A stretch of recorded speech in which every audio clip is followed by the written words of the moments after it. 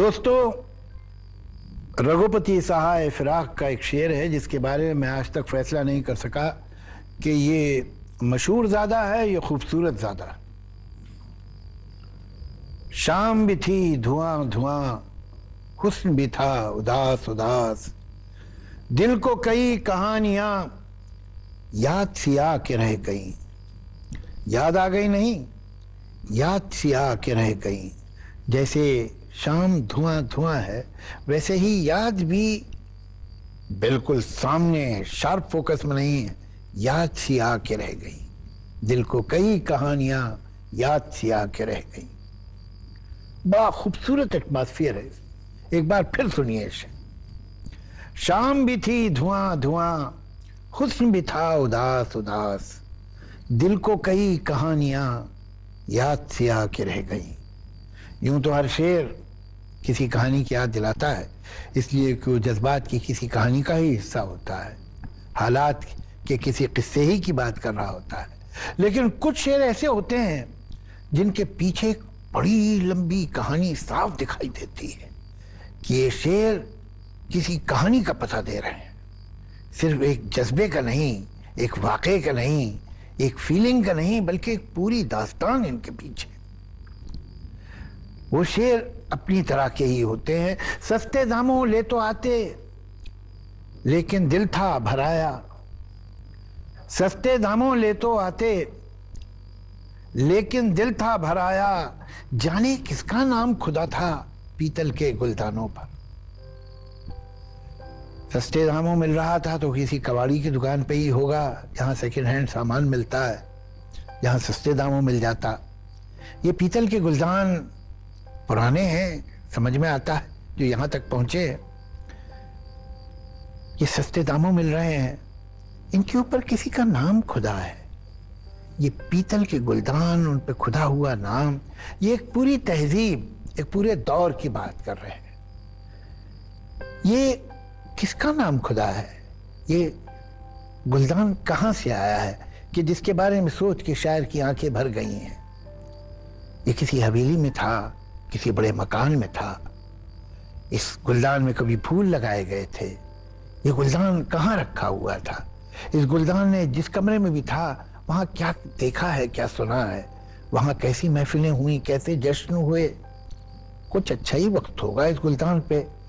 बुरे हालात में तो गुलदान नहीं खरीदते हैं लोग, रखते नहीं हैं। ये तो किसी खाते पीते घर का, किसी अच्छे घर का, जहां आराम होगा, सुकून होगा, ऐश होगा, वहां का है। ये गुलदान कब बिका और क्यों बिका? अब वो घर वही है जिसने गुलदान बेच दिया।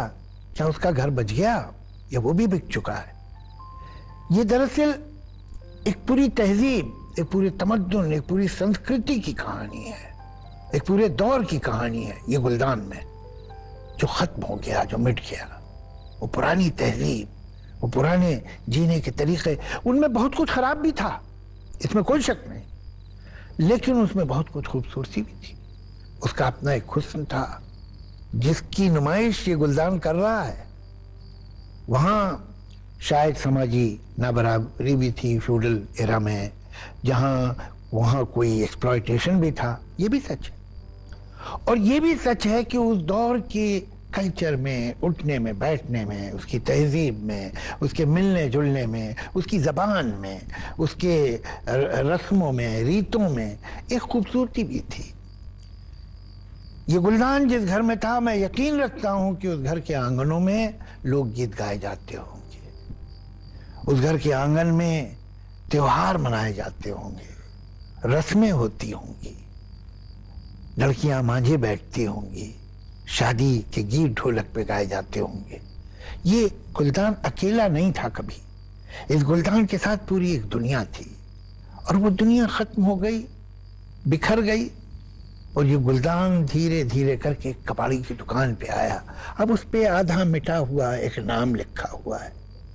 पता नहीं वो इंसान जिंदा है या मर चुका है, और अगर जिंदा है तो क्या सचमुच जिंदा है, या एक मौत से बदतर जिंदगी गुजार रहा है।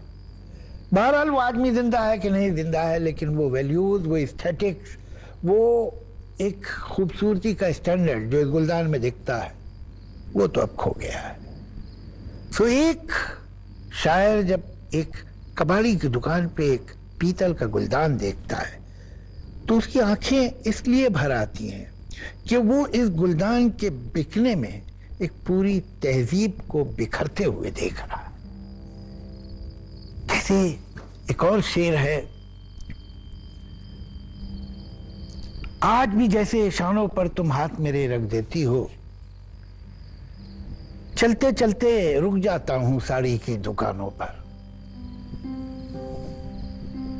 अब इस शेर से मालूम होता है कि वो उसके साथ थी, शायर के साथ थी, और शायद उसकी जीवन साथी थी, उसकी शरीक हयात थी, या इतने गहरे तो थे रिश्ते कि दोनों एक साथ साड़ी की दुकान पे जाते थे और साड़ी खरीदते थे उसके लिए, और वो चूज करती थी। अब मुझे दिखाई दे रही है वो औरत जो दुकानदार साड़ियाँ दिखा रहा है, और वो जो उसका पति है कि दोस्त है कि उसका महबूब है, जो भी है, प्रेमी है, वो उसके साथ है।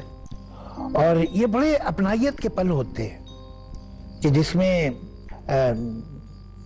आपको तो इतनी तमीज़ नहीं होती अगर if you are a man, लेकिन फिर भी आप अपनी राय कुछ देते हैं, और राय कुछ ऐसी टूटी फूटी सी होती है, कुछ बहुत सही भी नहीं होती अक्सर, इसलिए कि आपको इन चीज़ों का ठीक अंदाज़ा नहीं होता।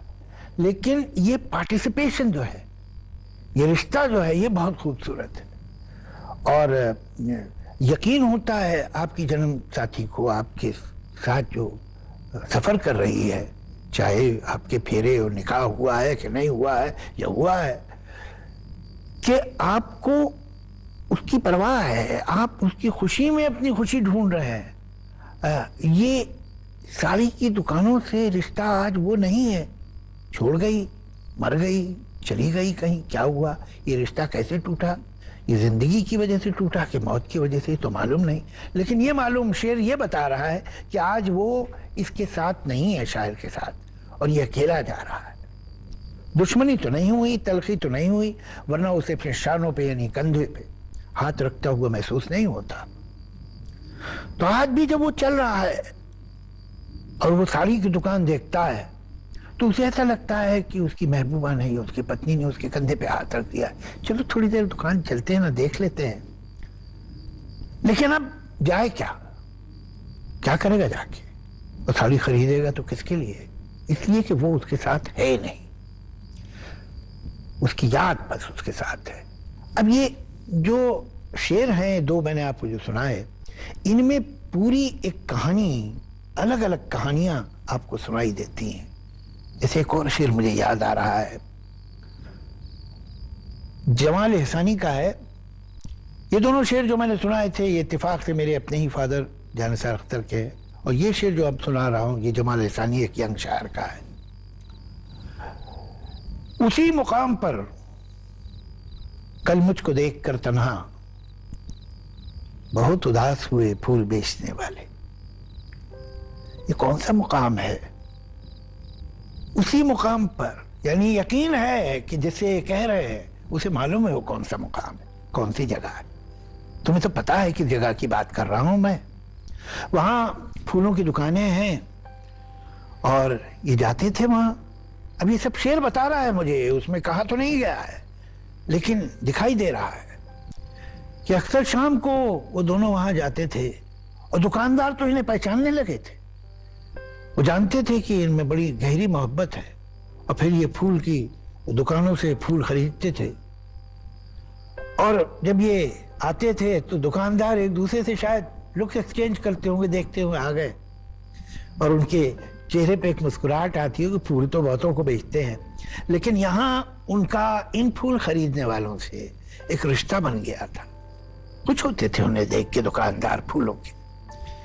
यहाँ सिर्फ धंधा नहीं था, यहाँ सिर्फ कारोबार नहीं था, बल्कि एक रिश्ता बन गया था उनका कि ये फूल लेते हैं तो अच्छा लगता है, बाकी लोग तो सिर्फ पैसा ही देते हैं, लेकिन जब हम इन्हें फूल देते हैं तो हम ये जानते हैं कि दो जिंदगियां खूबसूरत हो रही हैं, खुशबू से महक रही हैं हमारे फूलों की वजह से।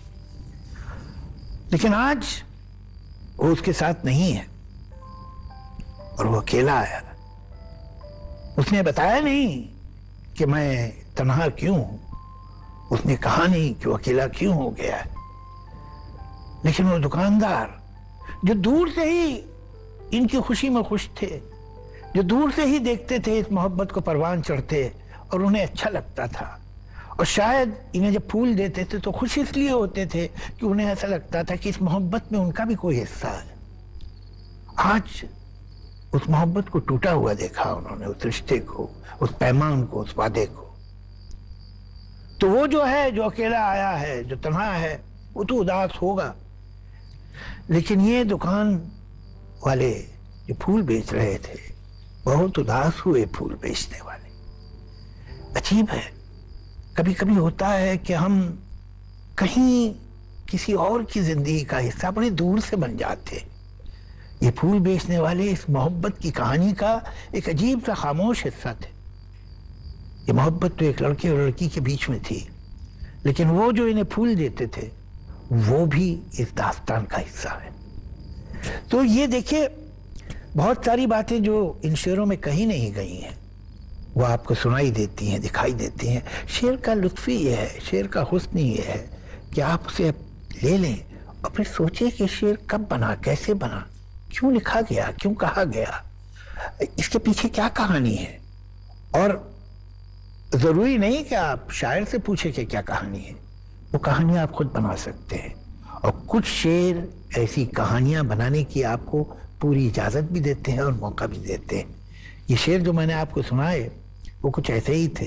अब आप ढूंढेंगे तो आपको ऐसे और भी बहुत शेर मिल जाएंगे।